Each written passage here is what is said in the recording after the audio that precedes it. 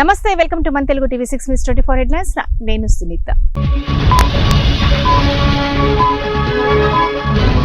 అభివృద్ధి సుపరిపాలనే గెలిచింది. ఢిల్లీ గెలుపుపై ప్రధాని మోదీ ప్రకటన.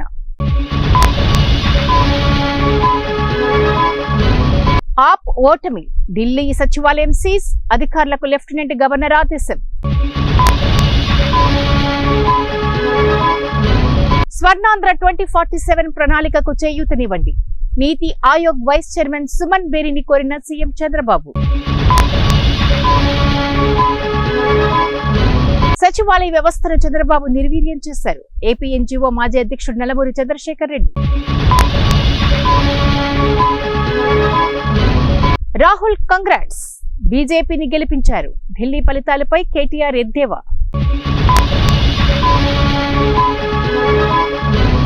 మహారాష్ట్ర ఎన్నికల్లో భారీ అక్రమాలు. ఈసీ స్పందించకుంటే కోర్టుకెళ్తాం. రాహుల్ గాంధీ. జమ్మూ కాశ్మీర్లో భారీ ఎన్కౌంటర్. 7 ఉగ్రవాదులు హతం.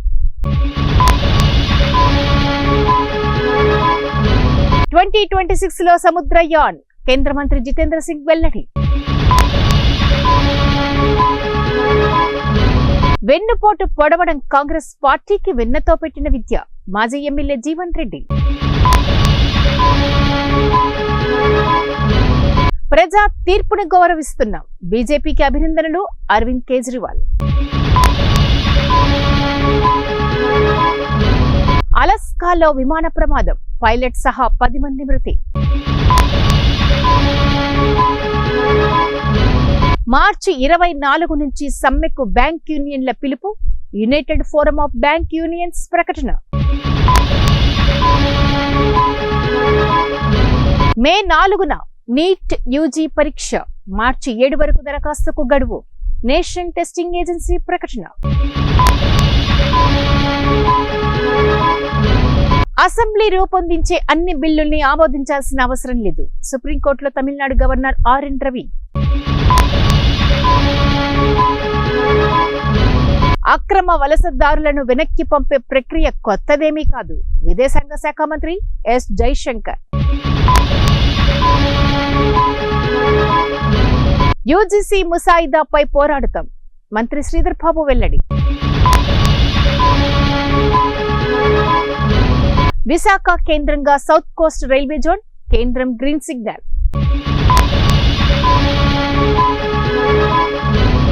ఐర్లాండ్ లో కారు ప్రమాదం. 2 తెలుగు విద్యార్థుల దుర్మరణం. ట్రంప్ సుంకాల దెబ్బ. నష్టాల్లో ఈక్విటీ మార్కెట్లు. 23,000 ఎగువన నిఫ్టీ.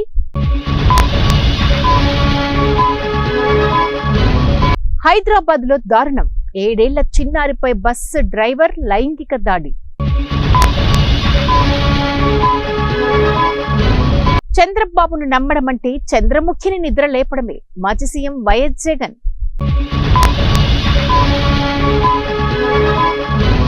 టీడీపీ బీసీ వ్యతిరేక పార్టీ. మాజీ మంత్రి చెల్లిబోయిన వేణు.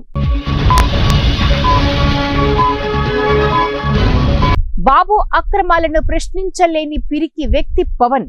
మాజీ మంత్రి అంబటి రాంబాబు. క్యాన్సర్ కన్నా ప్రమాదకరమైంది కూటమి. మాజీ ఎమ్మెల్యే వైసీపీ నేత భూమన కరుణాకర్ రెడ్డి.